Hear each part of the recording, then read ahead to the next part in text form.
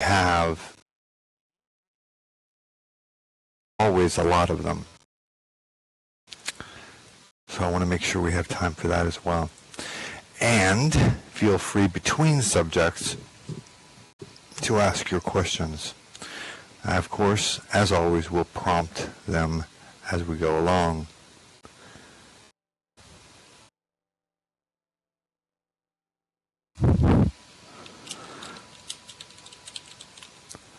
Okay. So,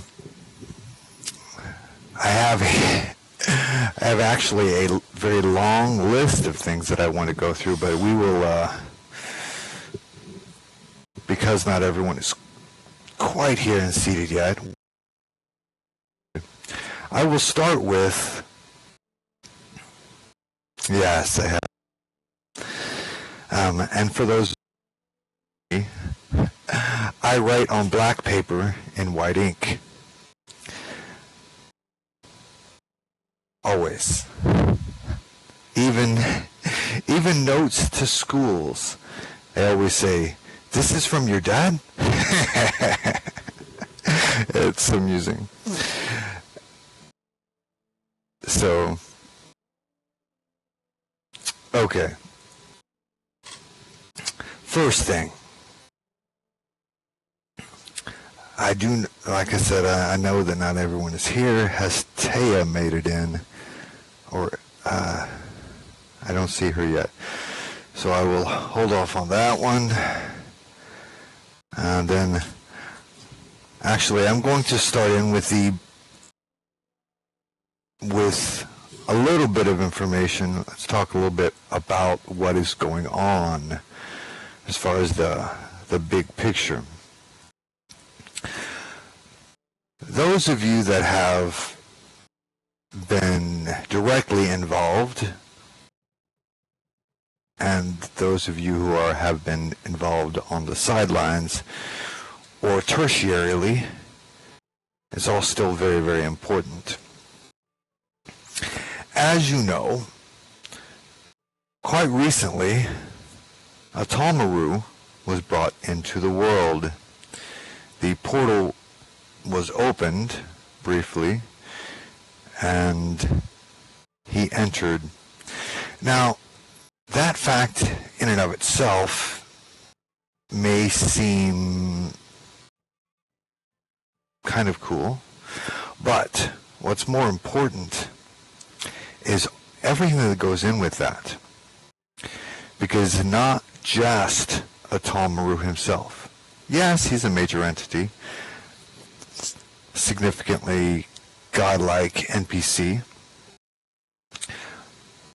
But it is not just that.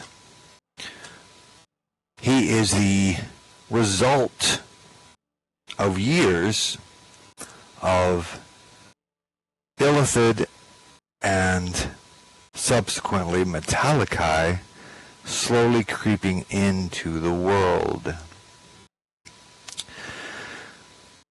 For those of you that do not know what a Metallicae is, let's start there.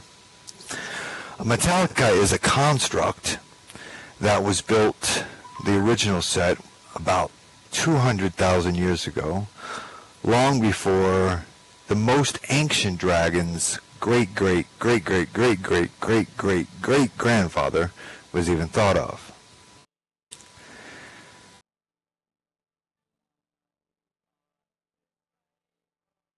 So you ask yourself, okay, well, how are lifespans running in that? Okay, so dragons have the longest lifespan, and they average about 10,000 years, which is massive, okay? That is a massive age limit. Elves, who are the next, can live between 1,000 and 2,000 years. They are the longest living beings that are mortal. Is those two sets.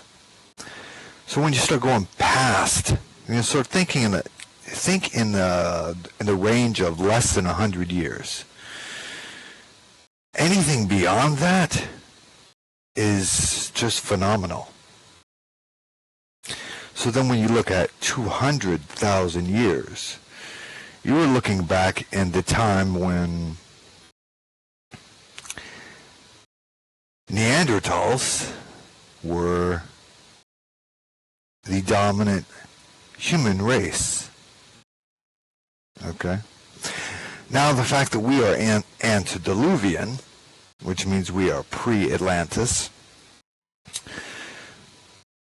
makes all of that relatively difficult. But if you ever really want to know how those timelines go, you can always sit down and talk to me about it.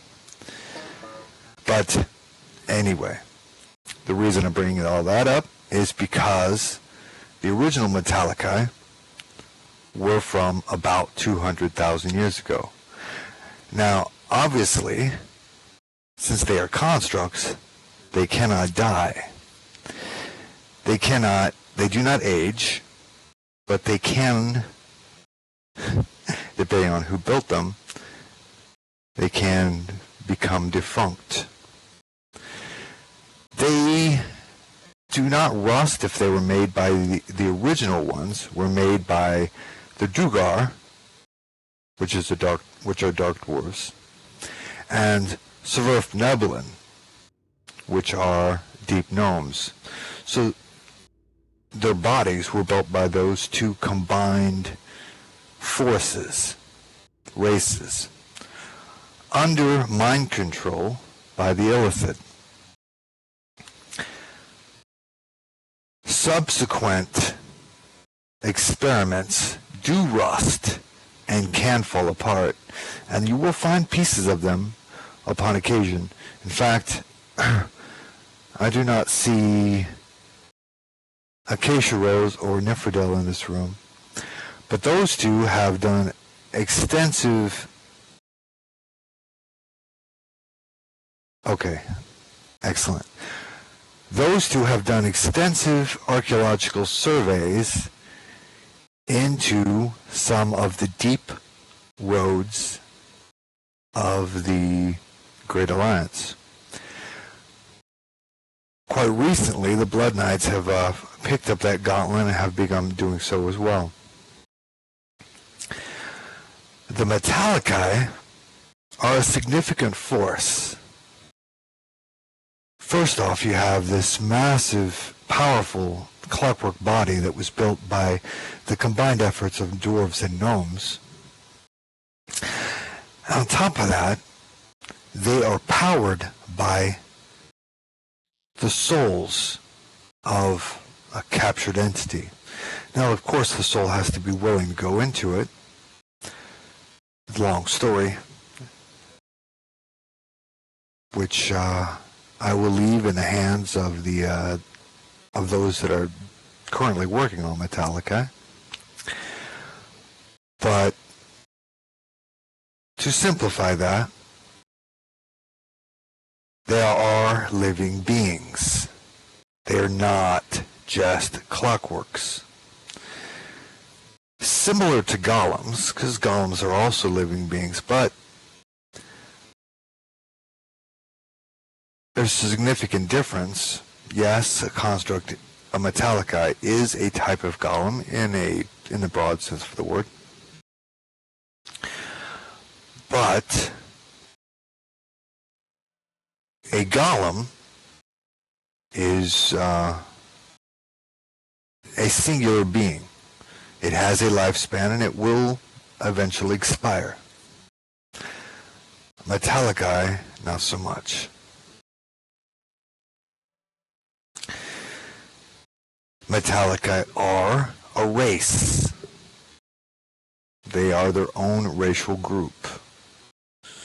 How that all works, you can talk to the mages and the builders about such. So let's move. Eventually they will be a playable race.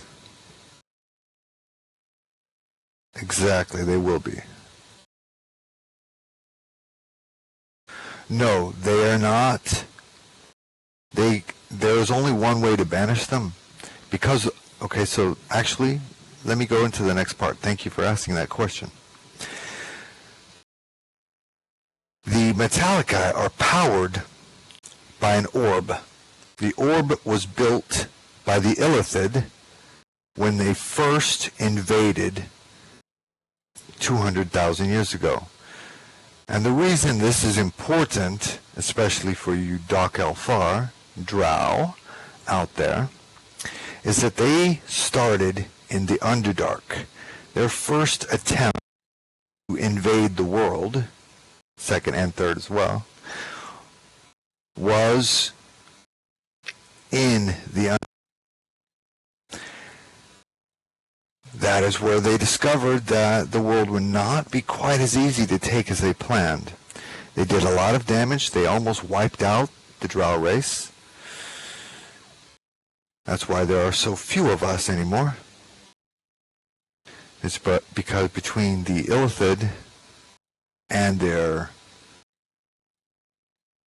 foot soldiers, they almost wiped us out. Now, for those of you that know it, for those of you that know that I was friends with Gary, this is something that he and I talked about in 78. Okay? That does happen, and it's not mistake, it's insult. There's a huge difference. All right? You don't want to... We'll go over that in a minute. But, so in 78, we began planning this. But he left the company, I left the company, Drow changed hands, somebody else took them over and started and did their own thing. And that was okay. We laid the groundwork for them. Actually, Loth, or how I prefer Loath, was in our initial works. But it was meant to only be a tiny part of the Drow race, not the vast majority. And that's great that later on that became the case. But anyway, I digress. So back in 78, we laid the groundwork for the Illithid invasion, what we called the Spider Squid Wars. Over time, that became a thing. And very recently, as you all know, I brought that forward. That is where the Blood Knights come in. I created the Blood Knights many years ago, but they remained in the shadows. They ran around sometimes, but they remained in the shadows for all of these years until it came a time where the Spider Squid Wars could come forward. So some of you, particularly Jilla Rose and Nifredil,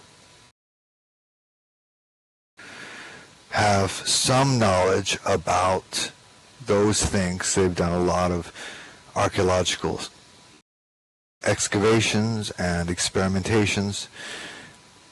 So if you want to know more about particulars, talk to those two.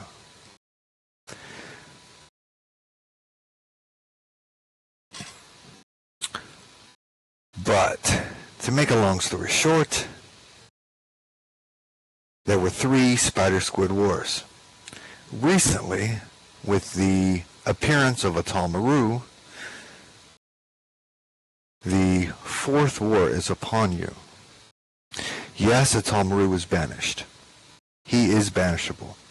Metallicae are not banishable. Their souls are encased in a magical orb. Yes, you have to destroy the orb. If you destroy the orb, you will kill the Metallicae. But that is no small feat because of what it's made of. And the Metallicaes are made of an alloy that is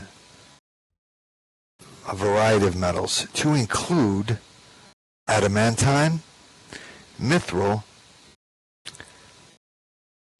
and a few others. And unless you're metallurgist, they're not going to matter to you. But the original ones were well built. What does it take to break an orb?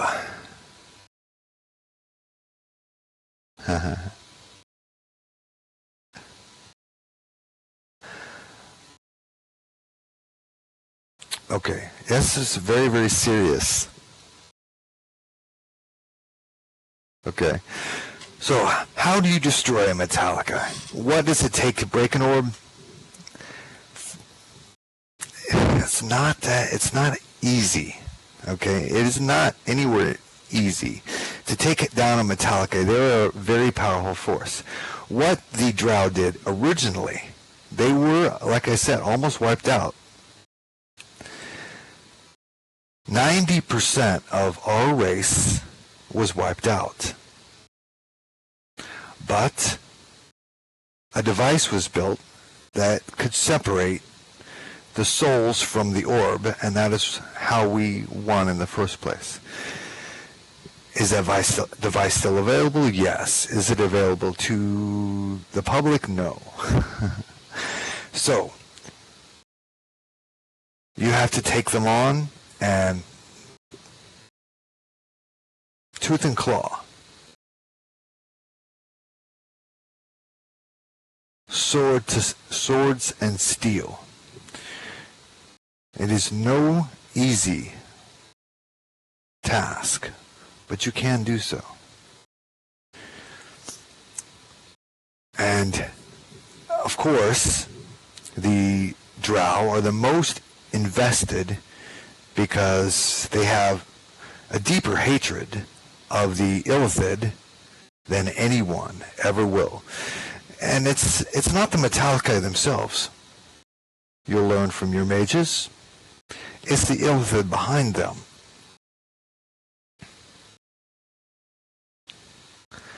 It is the Illithid behind them. For those of you that do not know,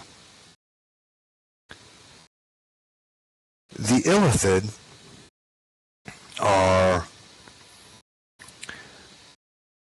an outworld race older than demons. They are technically demons. All of the beings from the plane of chaos are technically demons, but they are older than Tanari. Most demons that you encounter are Tanari, just like most devils that you encounter are Beyatsu. But there is a race, sometimes called the Oberonth, that is older than the Tanari, from the plane of chaos. It is these demons that spawned the Illithid. It is that touch with the plane of law that we all inhabit that gave them physical form and bodies. Now, some of them became addicted to that feeling of gravity that they previously did not have. They became addicted to inertia, to the laws of the universe, because in the plane of chaos, those don't exist. And so they wanted to come here. They got their first taste in the Underdark. The first war, they lost pretty badly.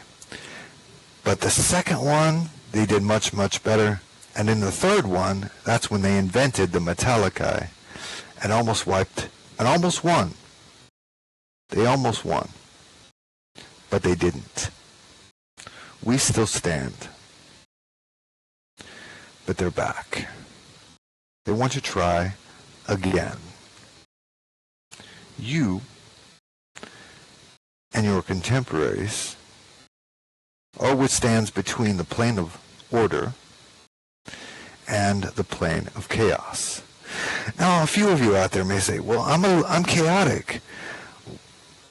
Well, wouldn't I just want to work with them? I say, the answer is no.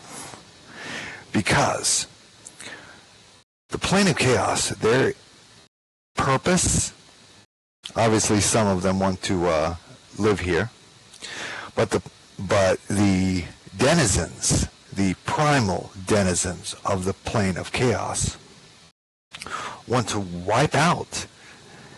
That means send to oblivion the plane of order. And there's nothing in oblivion. There is no life. There is no death. There's nothing. It's nothing. It's not black. It's not white. It's nothing. There isn't anything there. It is as boring as you can be. That is why the Illithin want to come here. They're like, dude, we have been bored for 200,000 years. Now, not that they're all that old, but you know what I'm saying. And here's a place. They actually have physical bodies. They can interact with one another. There's gravity. Can you imagine what is gravity? Okay? So that's why the Illithin were wanting to come here. But the beings behind them, often referred to as Cthulhu, Chthonic, or Cthulhu, Chthonic, that's actually the proper word for it. Those entities want nothing but oblivion. For those of you who have any knowledge about H.P. Lovecraft, he took his writings and his theories from that. Okay? I could go into a lot more detail about all that, but it's inconsequential at this point. And I do direct you to Jilla Rose and her ilk for that, for deeper investigation. Okay. Doorways to other realms. So that brings me to another point. The only way to get to the plane of chaos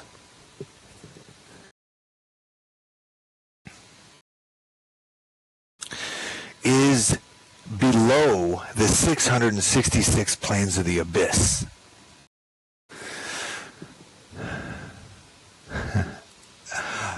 Actually, Jilakoi, I will answer your question.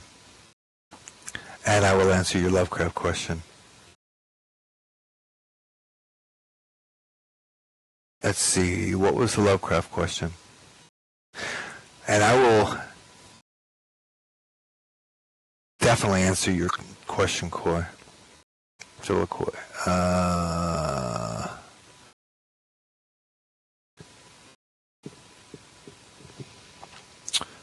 Well, that was the theory. That was the theory. According to his Necronomicon, he was able to pierce the veil, as they say, all the way to the plane of chaos, which is below the 666 planes of the abyss. So in order to do that, he would have had to have mustered enough power to pierce a huge hole in the universe, which is what the Black Gate is, by the way. Or what the reason the Black Gate is there is to stop up that hole. Okay? And yes, he was human, so this happened pretty recently. But anyway, back to the Chaos Cultists. The reason that Doc Elfar or Drow would not be interested in that at all, even though they're chaotic, ostensibly chaotic beings, is because Loth, or Loth, was the first person to break that hole. She tore a hole below the 666 planes of the abyss because she wanted to be in charge. Okay? She wanted to be in charge of the abyss. Well, it didn't go very well. Okay? Yes, she got a few handmaidens out of it, but it ended up wiping out most of her race. So,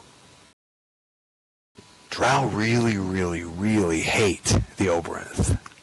Okay? Especially any of them who have any loyalty whatsoever to either of the Spider Queens, whether it be Loth or her mother, which is actually a good guy, quote unquote.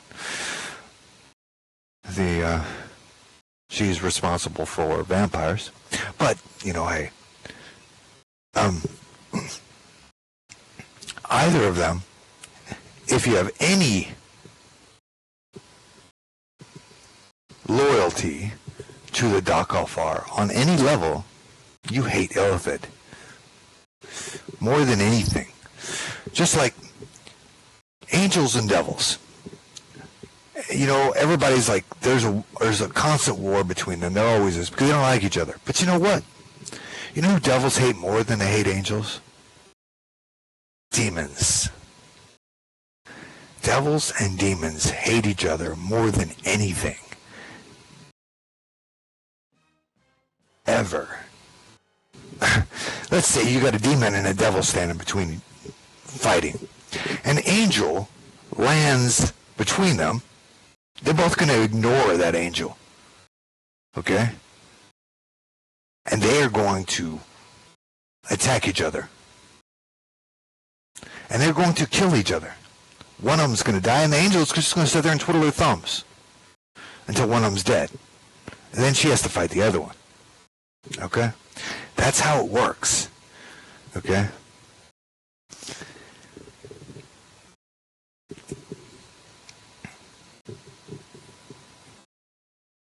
Not in this room, they won't.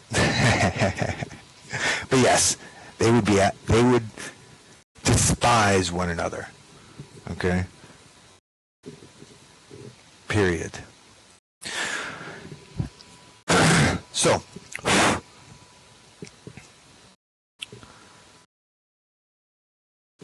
that leads me to talk a little bit about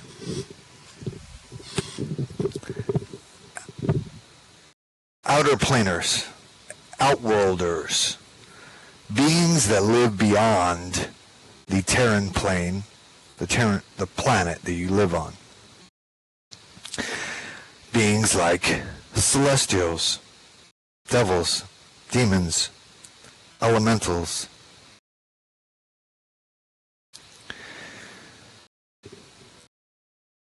Okay. They are immortal. They cannot die. Okay? But most of them came into being within the last 10,000 years. There's a few that are older, but the vast majority did. The Oberonth obviously are super, super old. The most ancient Tanari, the ones that are now lords, came into being about that same time. But I don't want to go into history, but they are immortal. They cannot die, but they can be sent back. Indeed. That is a generic term for lower planers.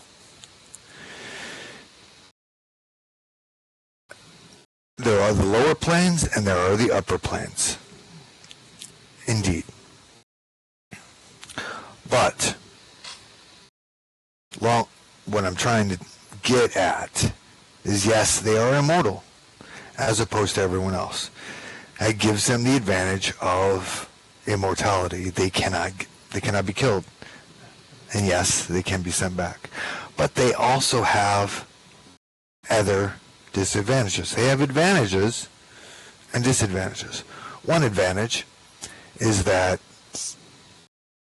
all the outer planers and dragons have an ability called tongues, which means they can speak any language. No matter what language you speak, all of those beings, yes, they can be killed. They can be killed in their own plane. Yes, they can be killed in their own plane. If you should find one of those individuals on their home plane, they can be sent to oblivion. There will be no more of them. Okay. Anyway. So, they can speak in tongues. So they can speak any language and understand any language. But they can't read it or write it. They have their own tongue, their own language that they read and write. But they can speak it.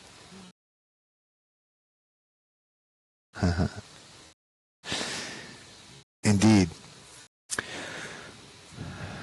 Maybe a one-way trip, even if you do make it. Well, Daedric princes are actually archdukes, so beating them up would not be all that easy. They'd probably squish you, but you would do it. You would try. That's the point. You would definitely try.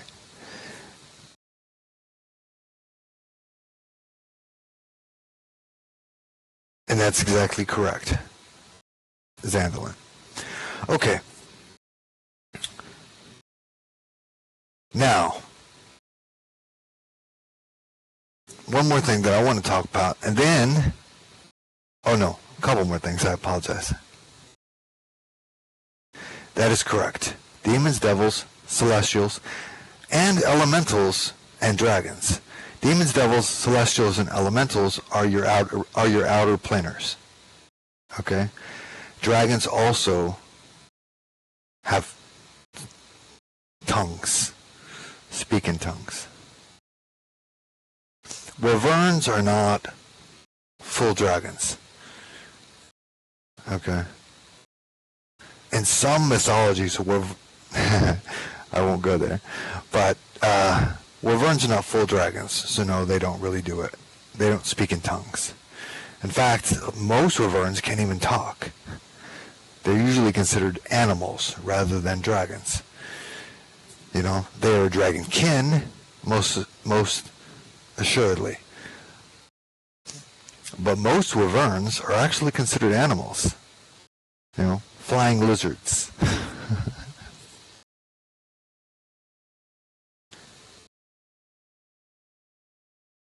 It is not different than the mage spell.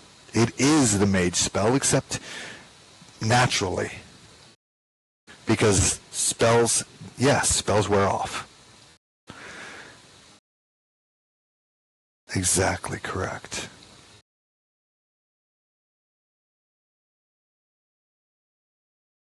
That is correct. Okay.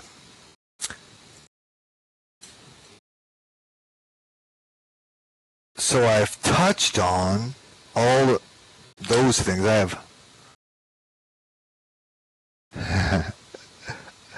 If you're half outer planar, or in other words, if you're a Cambion or a Tiefling or a Zephyr, that does not mean you have the ability of tongues. No. Okay. One more major issue that I want to bring up, and then ask all the questions that hopefully are burning inside your soul now. Yes, they are adept at picking up new languages. Last thing that I really want to talk about is voiding role plays. Okay? Now sometimes it is necessary to avoid a role play because things have gone seriously awry. And it had been brought up to all the way to Sylvhara or myself. But if it's a long-standing role play that has affected a great many people, it is far better to take out part of that role play rather than void the whole thing. Imagine, especially you necromancers out there, if a body you have laying on your slab has a defect, you don't burn the whole body and start over. You cut it out and put a new piece in. That is the way role play works too. Just because there was a piece of that role play that was rotten does not mean you have to destroy the whole thing. That means you got to figure out which piece is rotten and put a new piece in there. Because yes, role play is liquid and constantly changes. I'll give you that one. But some role plays flow over many, many, many people. And you don't want to destroy the body just because you found something rotten in the corpse. Exactly. Now, I don't know how many of you have been in my necromancy classes, so some of this stuff may be familiar to you. But it is important. Okay, excellent. Let's start there. Thank you for asking that question. If it is a large-scale role play and touches many, many lives, then it comes to me and Sylvhara. If it's just tertiary looked at, my screen went black. I don't know if I'm still here. Am I still here? Okay, excellent. Okay, I have a black screen, so I'm going to continue to talk. And but I may occasionally ask, am I still here? And I will hopefully want someone who can answer. So, whenever you have a large-scale role play, start with where it's at, okay? Start with where it's at. If it all is contained inside of a single sim, then contact the sim owner. If it goes beyond that sim, then if it's 2 sims, talk to the 2 sim owners. If it goes beyond that, if it goes beyond 2, then talk to me. And I will dig in there, and I will tear out what is rotten and put a fresh piece inside.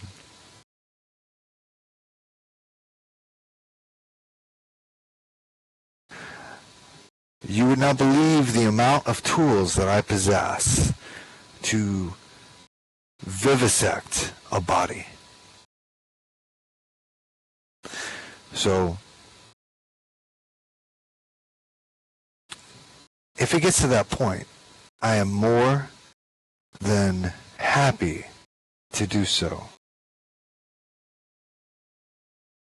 There is a reason I make mummies.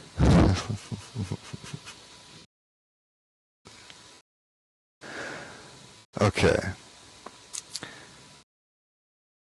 Now, hopefully I am still here. And everyone has been able. Excellent, excellent, excellent. Good.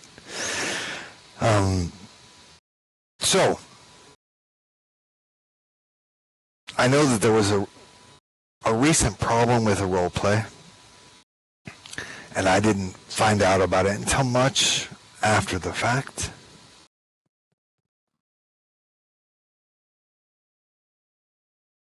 And, but the small amounts of information I have about it would indicate that the entire body does not need to be destroyed. Just need to cut out the rotten parts. All right? Because things that affect a lot of people need to move on. The show must go on, as they say. We just need to cut out some of those parts. Your first step, before you ever void a role play, is to talk to the sim owner that is directly involved in that case.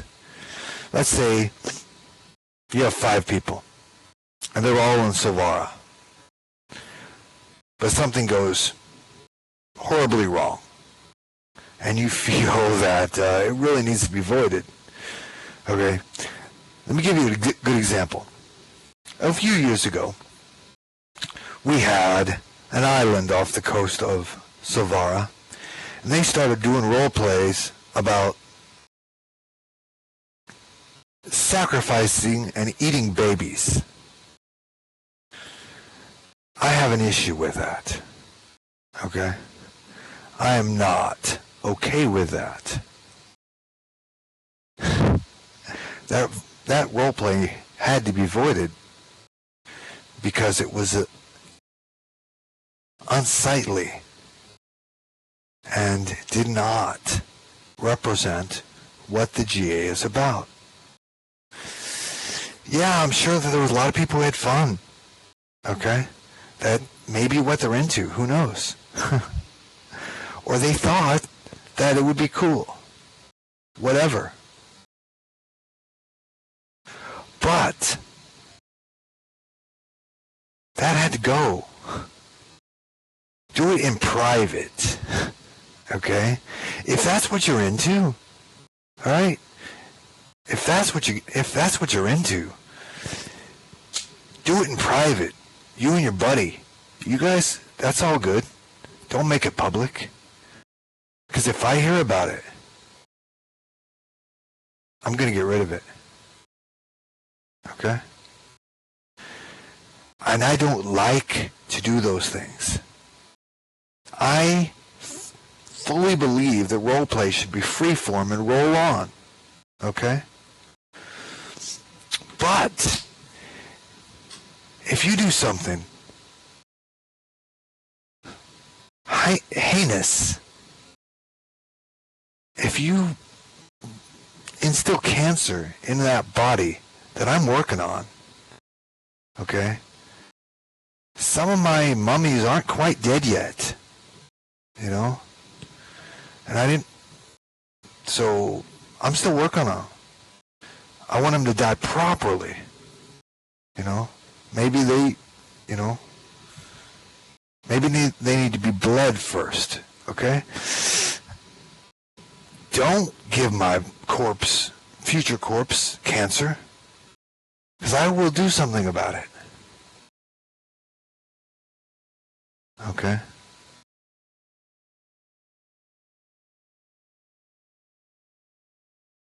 And if a single person is offended by that thing, they should bring it to a sim owner. Okay? Or if it's multiple sims, like say you got Wu and Sylvhara. Alright? Both. Guess what? You need to go to Valsharis Coyote. If you have Lundin and Elamandria, okay, and you have equal players on both sides, well, both sims are involved, then you need to talk to Parzel and Narsten. Okay? And if a solution cannot be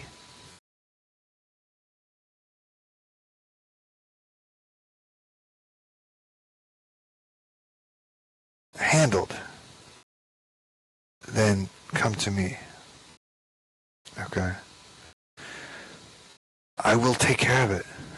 Alright? Yes, just like Sylvhara Elen says, I do not like to dissect them, but if it needs to happen, then it needs to happen. Do not just throw out.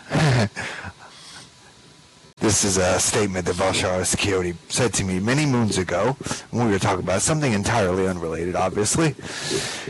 Throwing the baby out with the bathwater is a bad idea.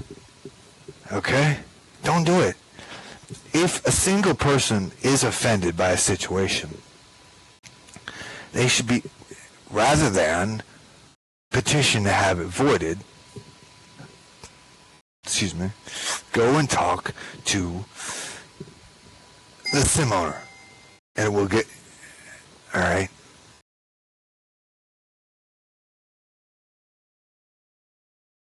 Thank you.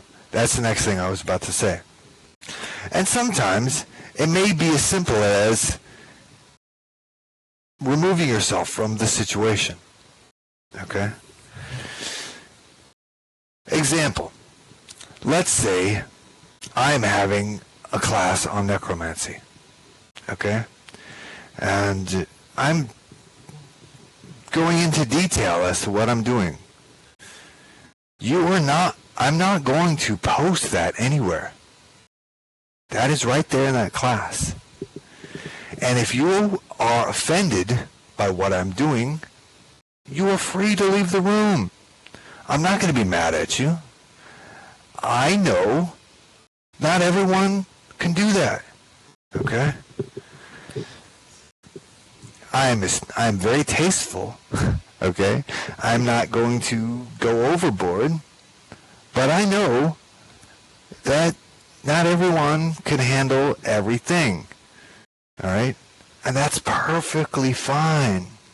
Okay? You can leave the room. I'm not going to be mad at you.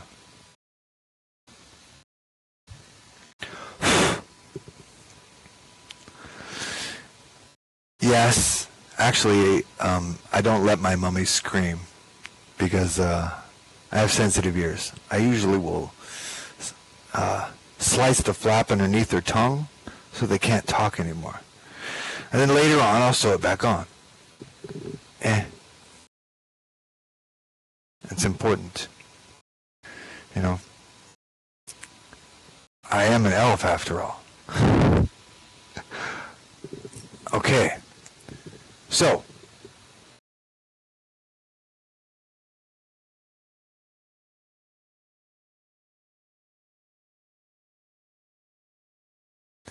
yes, if Jalokoi, that's pretty good. You can do that. If you are uncomfortable with a part, you can leave. All right. Now, depends on how significant your part is on whether or not you can just void your part out. Okay. Like, let's say that, let's go back to my class. I'm teaching a class about necromancy, and I have students that want to know how to make mummies. So I'm showing them. All right. Now I have one of my students, let's say Jill Foxtail, is in my class. And so I have given her the scalpel.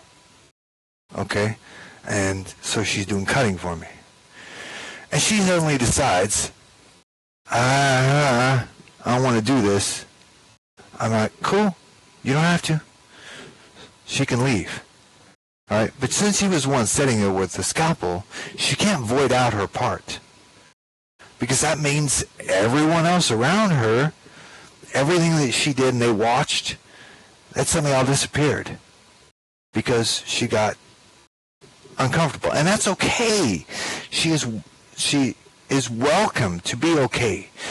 not okay with it, she can leave. Okay? That just means, and if she wants to remove her name from it, she can. All she has to do is say, hey guys, I'm kind of feeling uncomfortable with this situation. So, before that role play is given to whoever, like say, in this particular case, I'm teaching a class, before it goes into the library as something under necromancy, her name is struck. It's stricken from the record. Her name is struck. And say, and it may put in Bob, because I love that name so much. And if a second person comes in and they have the same problem, it may be Tom. Okay, whatever. Yes, he is. So, but you get me, right? All right, you can remove yourself from the situation, and if you do not play a significant role, you can void your part out. Okay? But if your part was truly significant in order to make the roleplay function, it will roll on without you, but your name will be out of it. Okay? Yeah, I mean, there's always that too. There are situations where you can say,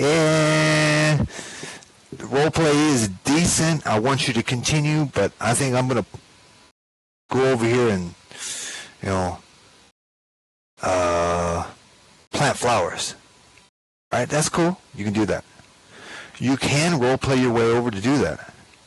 That is an option. There are many ways of steering a role play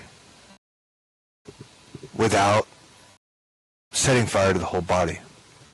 Now, sometimes we do have to set fire to the whole body. Okay? Like, if I'm working on a corpse and it is maggot-ridden, I'm going to set the thing on fire. Okay? I'm just going to I'm just going to get a new body, go kill someone else and put them on my slab. Sometimes that's what you got to do. But I would prefer, because I'm very, very particular, very, very, very particular on the bodies I work on, I would prefer to keep that one and fix the pieces. Okay? I can do that. That's why I collect body parts from battlefields. Because it helps me fix my corpses.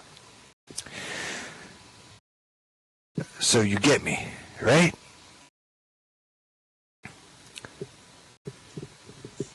Rather than burn the whole thing. Sometimes you have to. But if you do, you do. But better to cut out the rotten pieces, or the particular individual who found it uncomfortable slip off.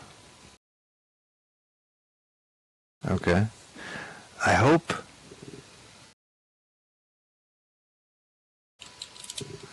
everyone gets it, knows what I'm talking about.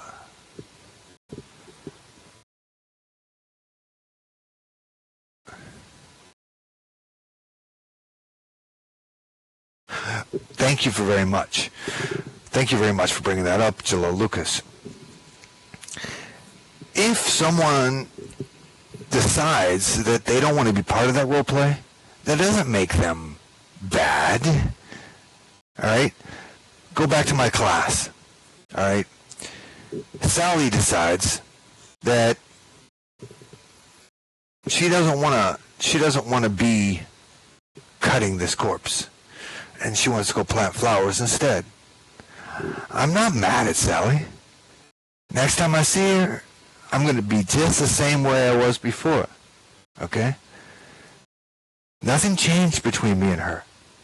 Okay? And every member of my class at that time that saw her leave, they should, and I will instruct them to do so, feel the same way. Okay? It's like, okay, just because she was uncomfortable with that particular situation doesn't make her bad in any way. I'm not mad at her. No one else should be mad at her. That just means that that particular instance was not a thing that she was capable of handling. And that's all good and well. So let her roll on. Let her go plant her flowers. Okay? I'll even give her some seeds. It's all good. Don't be mad at her. And that's the way with all of these things. If you're having a role play and there's a situation, let it roll. Okay?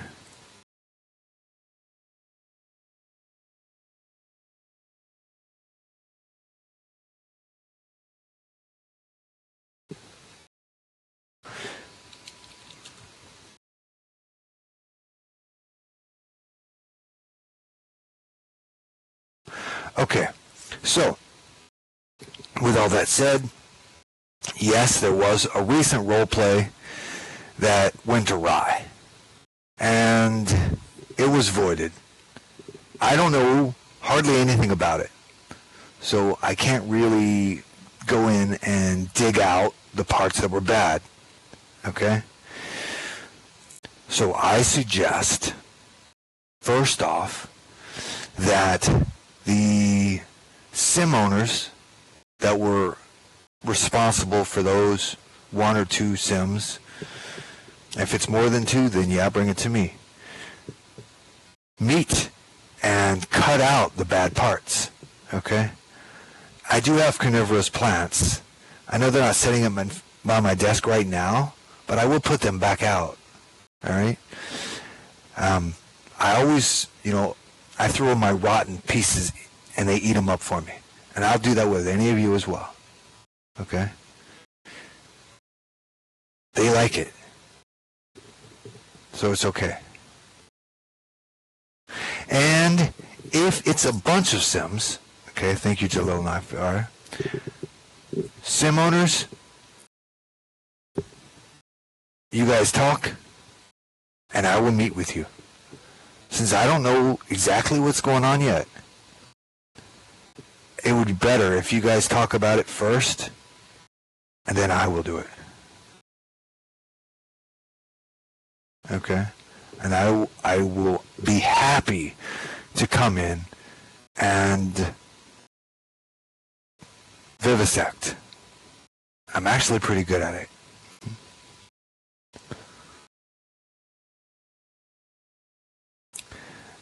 I am happy to do so.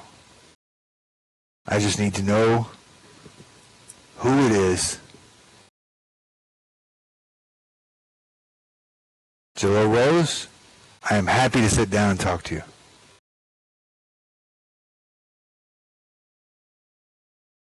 Okay? And we'll get and Qual Farouk Devere, I will talk to you as well.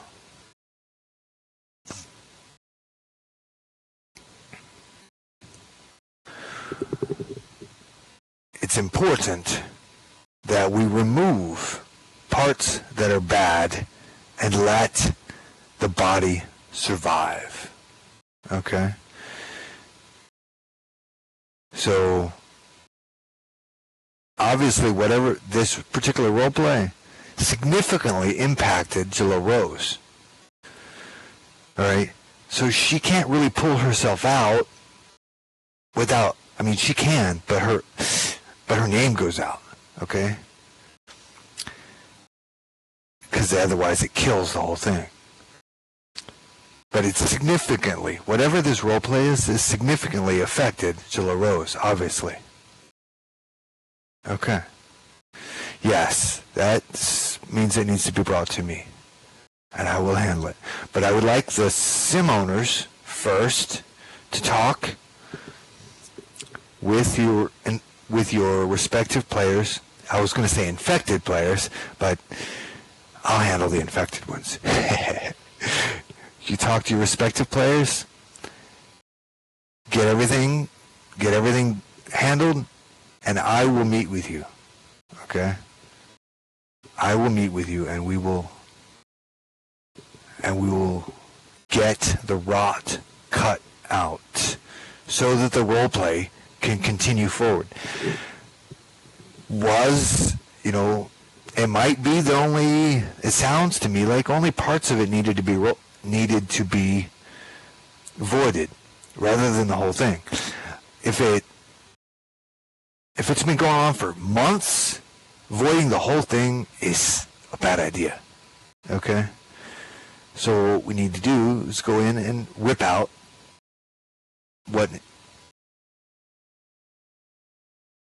what's rotten. Okay? Yes.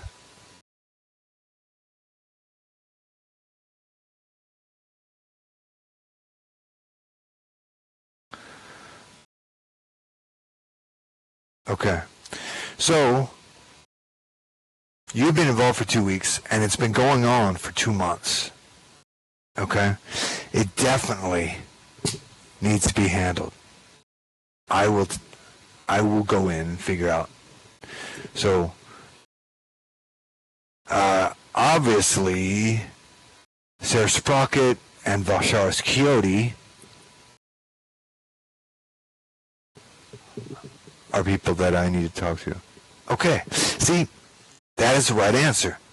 You voided your involvement. But if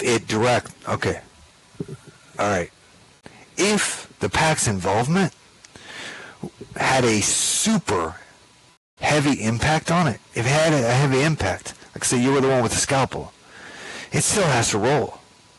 Okay, it just won't have anybody's name in it. Okay? This means a wolf pack. Okay? A pack of werewolves. A pack of... let's be more generic and say a pack of wolves. Okay? Whatever it is. Okay? And okay. Any OOC also will come to me. Okay? Period. Anything that's OOC will also come to me. Okay? Now, tomorrow I will not be here. It is my birthday. So, I won't be here. But, I want you to talk and get it. And, I will come in and I will cut out what needs to be cut out. Baladas, Jaw?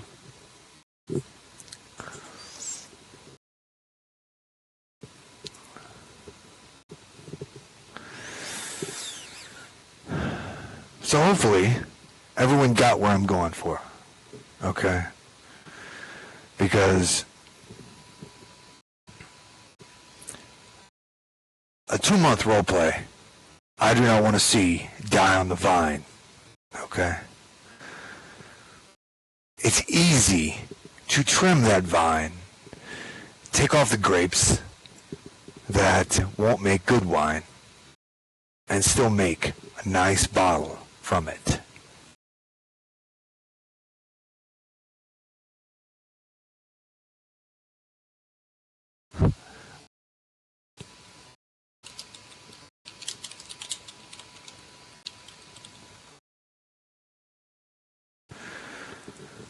Alright, so I've covered all the things that I wanted to... Oh no, I have one more thing, my apologies.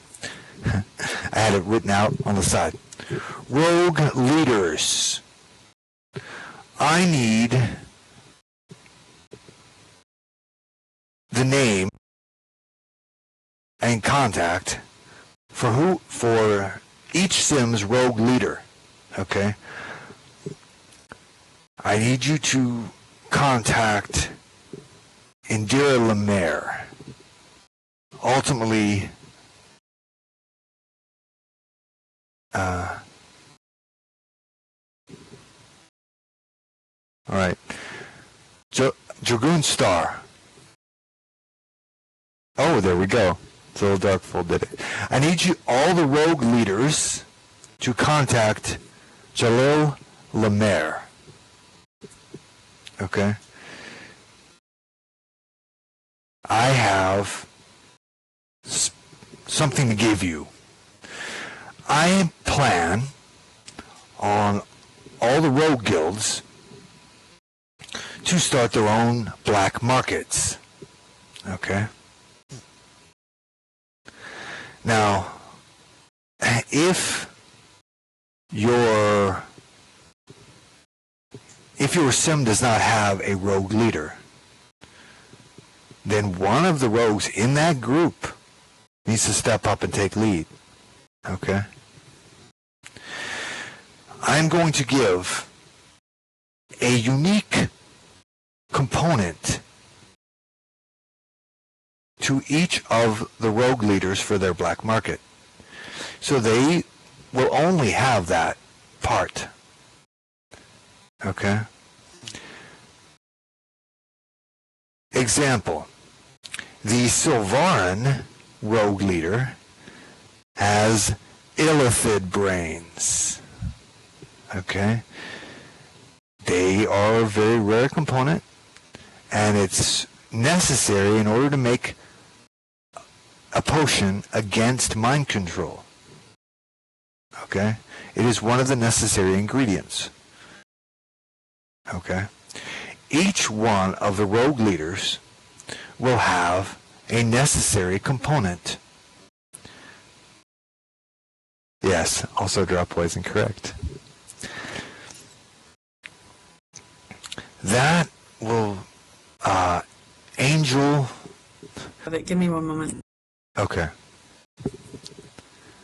I can see again, by the way.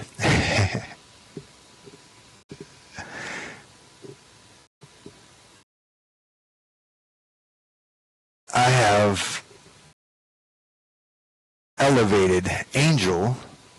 Don't remember her full name, I apologize, because that's only part of it. She's an old player, like the Blood Knights.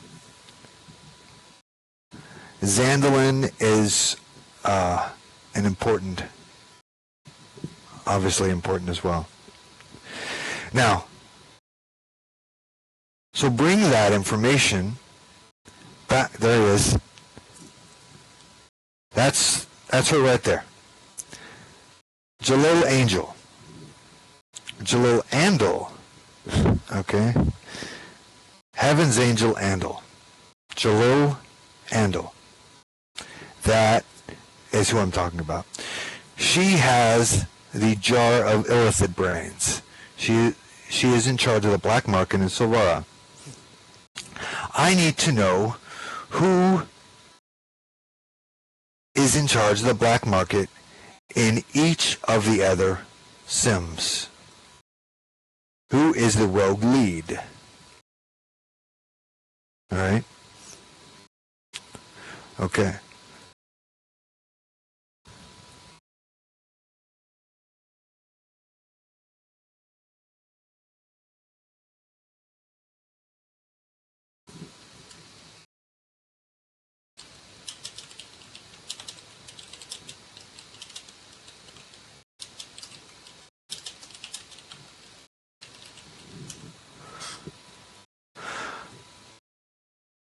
Okay, so Magister Apprentice Crimsonmane is apparently the rogue lead for Lundeen. Okay.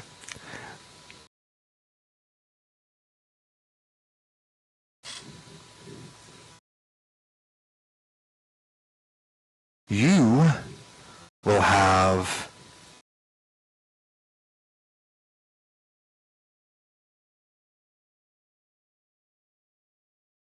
Beholder Eyes. That is your unique component.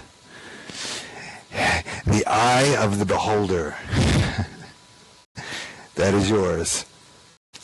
And it's also an important part of that same potion. Okay?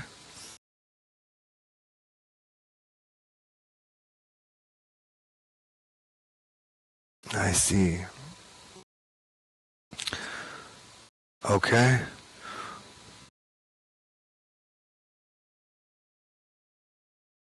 Then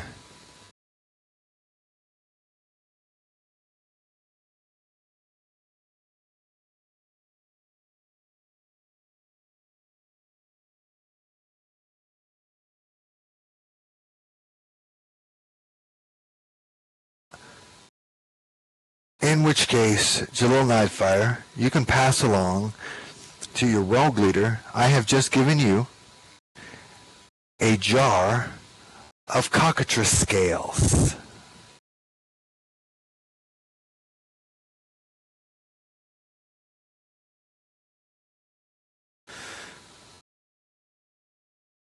You can do with it what you want, but I wouldn't recommend it because that is the ground level for your black market. All right. Beyond that, I expect your rogue leaders to build a black market. I'm giving you your first and very powerful component.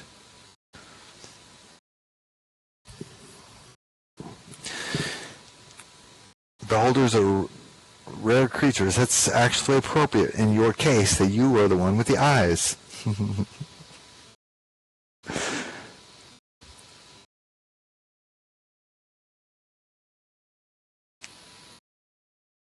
Okay.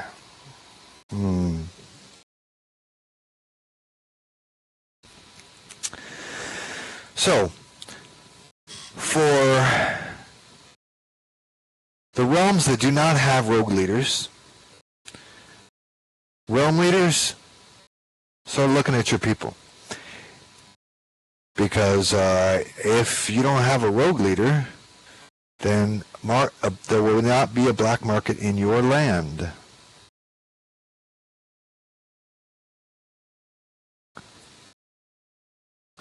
Okay? And that's perfectly fine. No one is required to have one. But it is excellent role play for the rogues. Okay?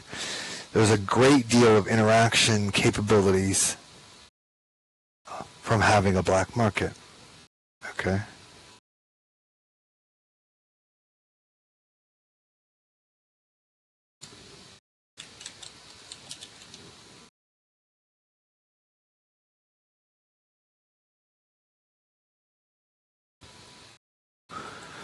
Okay. With that, I see 3 currently. We will leave it at that until more black markets pop up. And that means someone running it, not an alt. Okay? If you build, I mean, it's great that you have many alts. Some people do. That's awesome. But I want the rogues to have role play. It's not so that your alt can have a role play, unless you want to become your alt. And I'm using the proverbial you, so I'm not looking at anyone in particular. Just saying. Rogues have long been without love. I think I just crashed again. Well, I think I just crashed.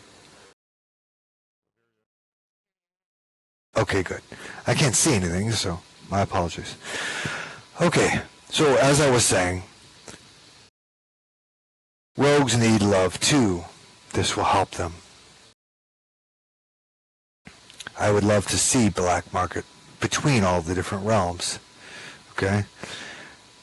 The more rare components, obviously get with me about, because the significantly rare components will be individual.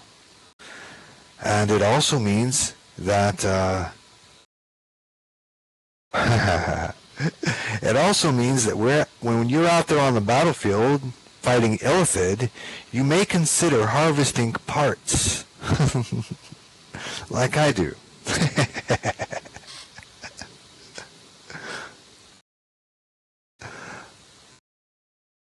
Okay, Jalil Gazer, I see enough that you have a question for me.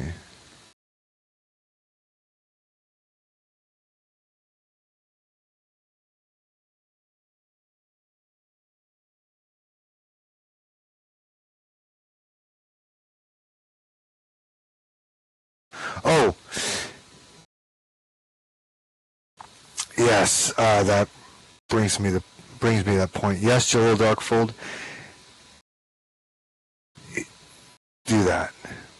Please pass that message along to her, because she will be POC for all of these rogue leaders. For now, at least. She has the necessary experience and mindset. Eventually,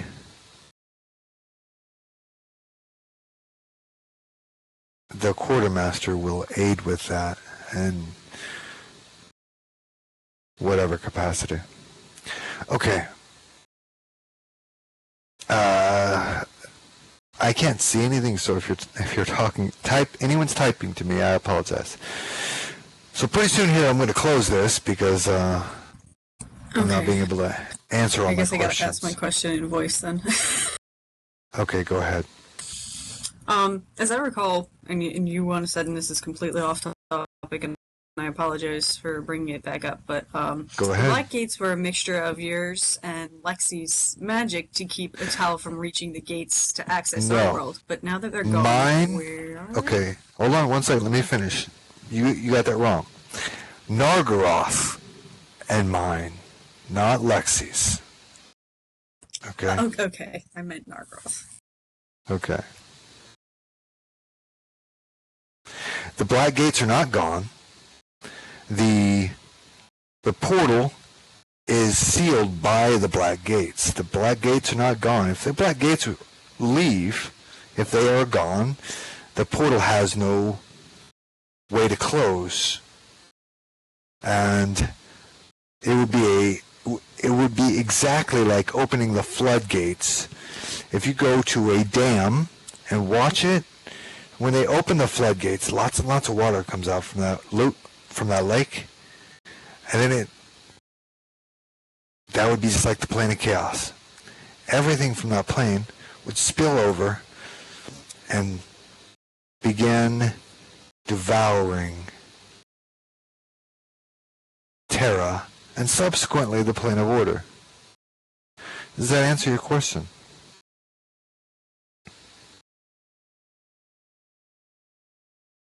Am I still here? Yes. Okay. Yeah, it does answer my question. It's just some people thought ideally they were gone because of the land changes and that they weren't raised back down. Oh yes. No, they're not actually gone. They will return soon as everything settles. Yes. Ideally they are gone. Okay? I mean, ideally they are not gone. That's what I meant to say.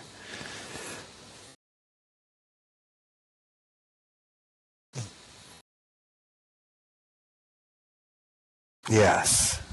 Major Samir's Ur is still working with the world. I came back for a moment, so I saw that.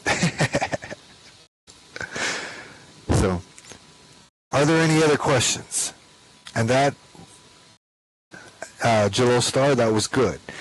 Every question is important. The only bad question is the one that you didn't ask. You have me here to answer questions, and so I shall.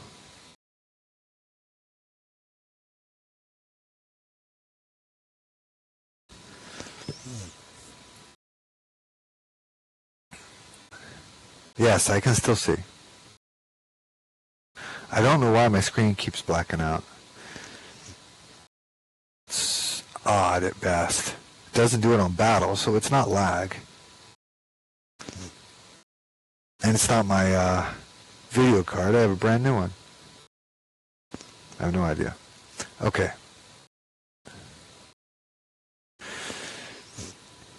That is correct. The only Blood Knights that are known are the Dragoons, which does include Dragoon Gazer, star right there, and Jalil Leominster.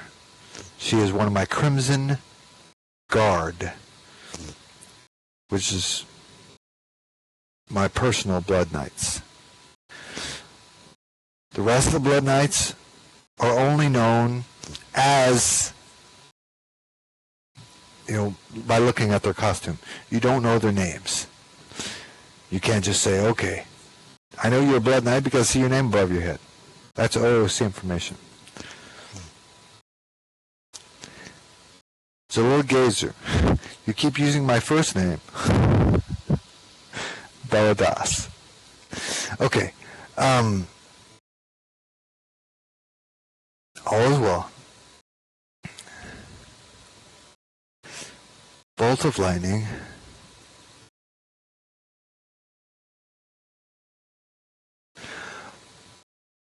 Okay, that's good. Can a bolt of lightning stun the Metallica? There are a lot of ways, and I will let you all figure those out.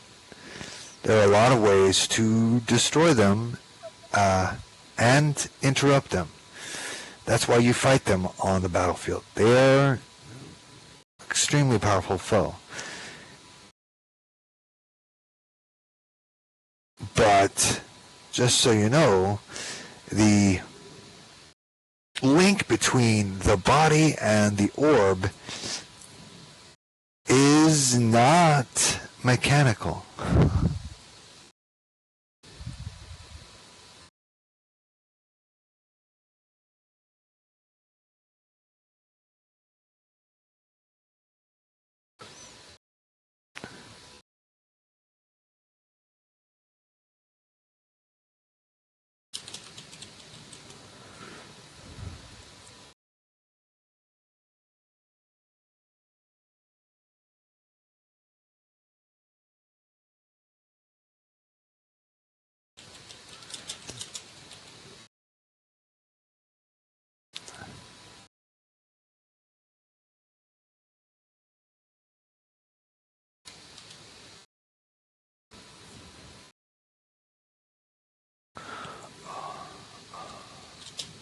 My apologies.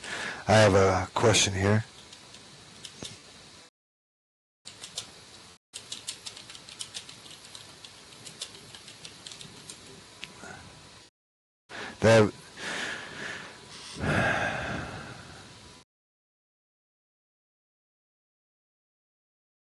Okay, yes.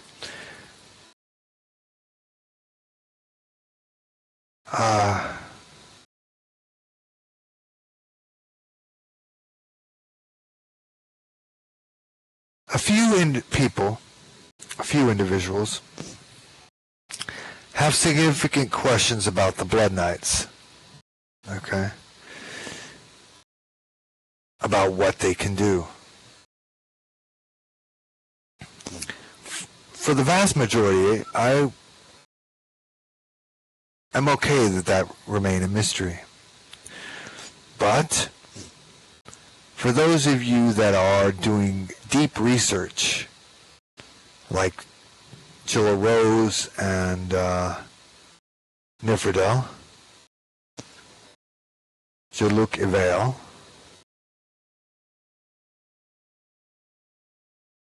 you can contact Star. She has an NC that I have okayed that you be given. And Jalil Gazer, Dragoon Gazer. For those individuals that contact you and are avidly doing research, like the two I just mentioned, yes, you can give them the note card.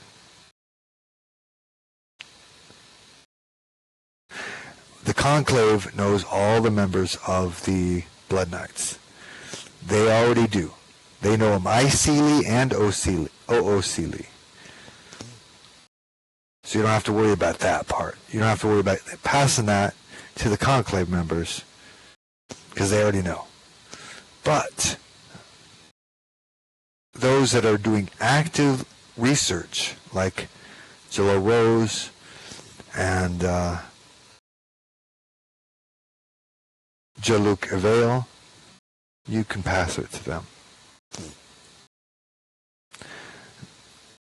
The one about the Blood Knights, not with the names. Okay.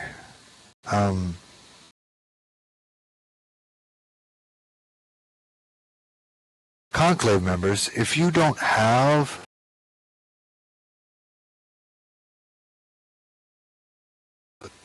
go ahead and contact her. I did send it to you. But I might have crashed. Again.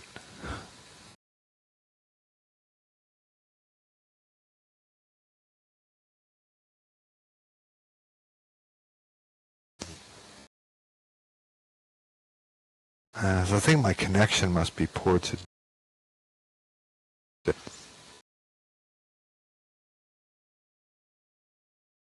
For anyone talking to me.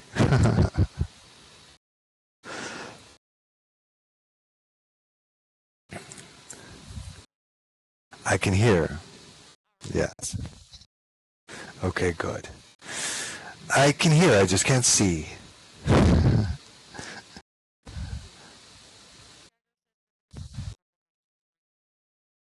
Okay. And those questions are. Go ahead and ask.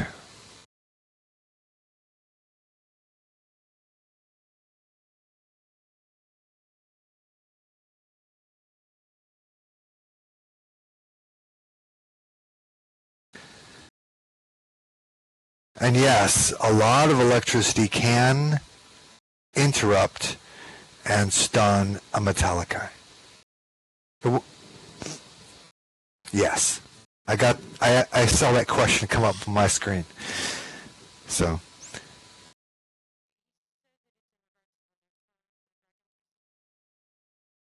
Okay. Oh. Have them contact Jalil Thorne, because I told her everything. If they still have questions, of course they can ask me. If they're asking about the dragons being controlled by the magician, I will answer that. The magician carries the last dragon orb, which allows him, and he has carried it for over 8 years, game time, actual real time, I mean. It allows him total control over any dragonkin whatsoever. Now, he has never used it. I have never used it, because there's no reason to, because that's not the way I roll, as they say. But that does not... Okay. Interesting. Okay, I will try to finish this before it is all gone. Yes, the dragons can be controlled, regardless of half-breed or full-blooded wyvern or anything else. But will that happen? Only if a Tall Maru attacks, or when a Tall Maru attacks. The advantage is that when they are under the influence of the orb, they are resistant to Illithid mind control, even the Tall Marus. I'm going to try to come back in.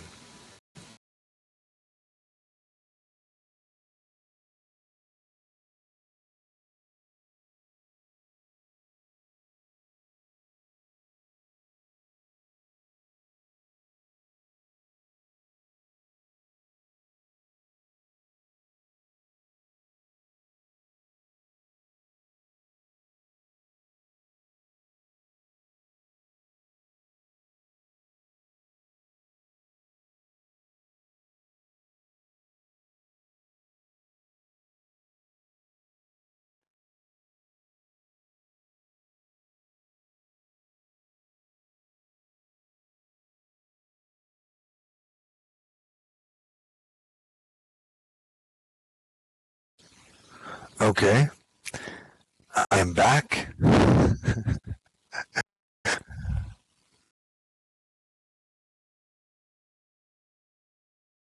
All right, it's still all coming in.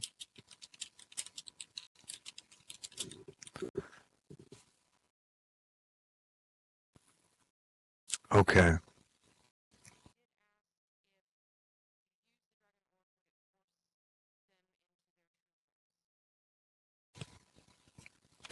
Your voice is skipping, so I'm going to go ahead and have you type that one out. But Jalil Thorne probably already has that. Has already put out the necessary information. Oh, would it force you into your true? Yes, yes, it would force them into their true form. Regardless of what form they are, they will go dragon. Not Pharaoh. No. If it, you will, what would happen is if the orb affects you, Pharaoh would not be the appropriate word for it. Not inappropriate because you will still be yourself in every way, but you will attack a tall Maru, no matter if you're a peace-loving tree hugger, quote unquote. You will still attack a tall Maru. Okay.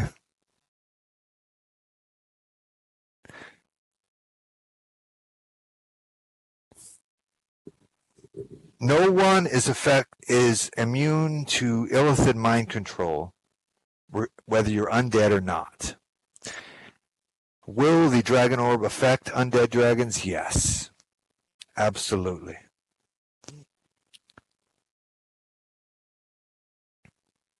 Without a shadow of a doubt, especially since the magician's a necromancer.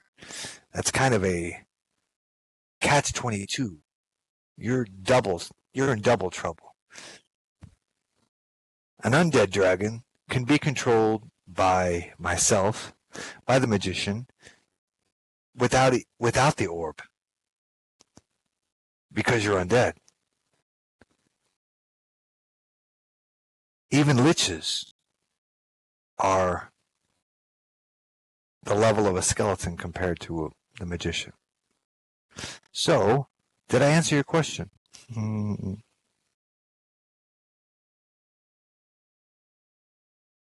Okay. But, as I said, again, the only time that will ever be used is in a battle versus a tall Maru. I have carried it for all these years, and I have never made anyone do anything, because that's not how I roll. It's not what I do. And I completely believe in free will. That is why we're actually fighting against the people that we're fighting against. But anyway. Any other questions?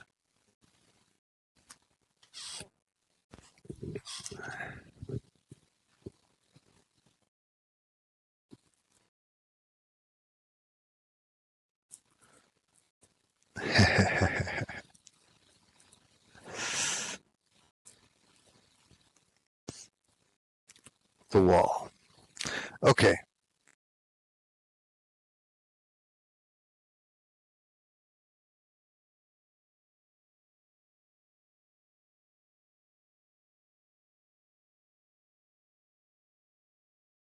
No questions. I have answered everything that you need today. Hopefully I covered everything on my list. And I know I have been running class for almost 2 solid. If you have more questions and you think of after we have closed, feel free to bring it to a member of the conclave. Yes, dragon. All dragonkin, even down to the pseudo-dragons, are affected by the orb. Tieflings, you're okay because you're half demon. But if you have dragon blood, yes, you are controlled by the orb.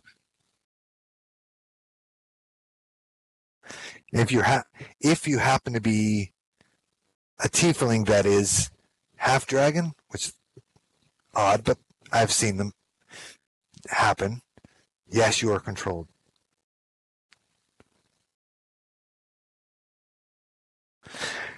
There is no, you don't have to worry about a note card about it. The answer is simple. The only time that it'll ever be used is in a battle versus a tall Maru.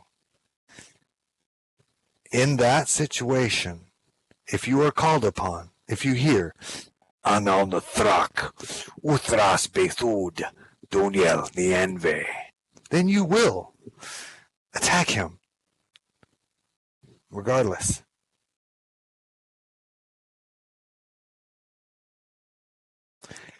There's no need for a note card.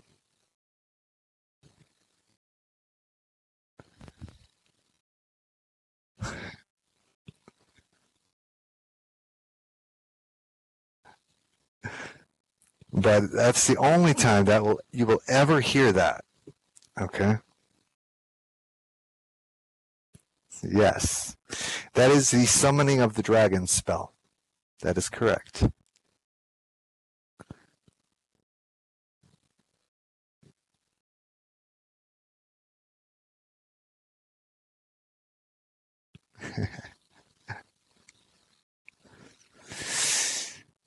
That you saw. That's because back then they didn't have the technology that we do now. If it were redone today, it would have. It was. And for those of you to know, yes, that is the summoning of the dragon spell from Excalibur.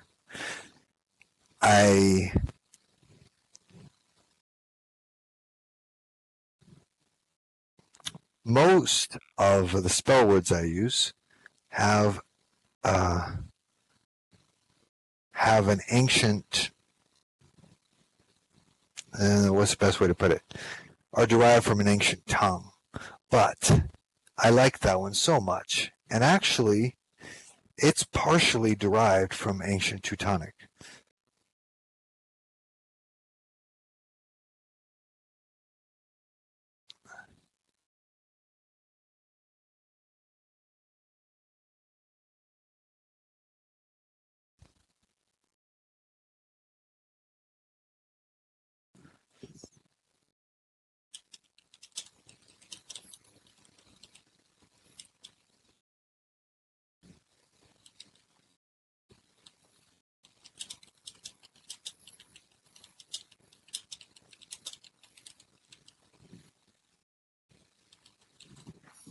Okay, my apologies.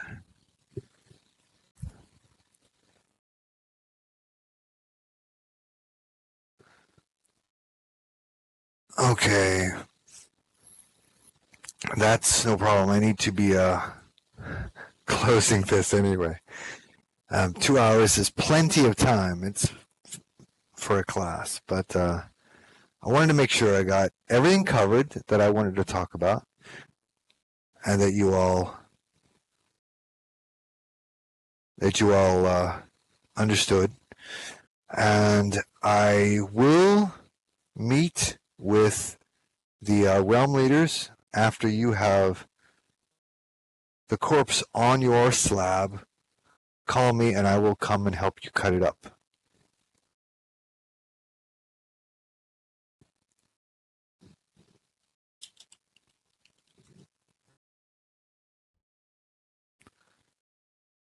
Beldaus for your attendance. Vendaus for now.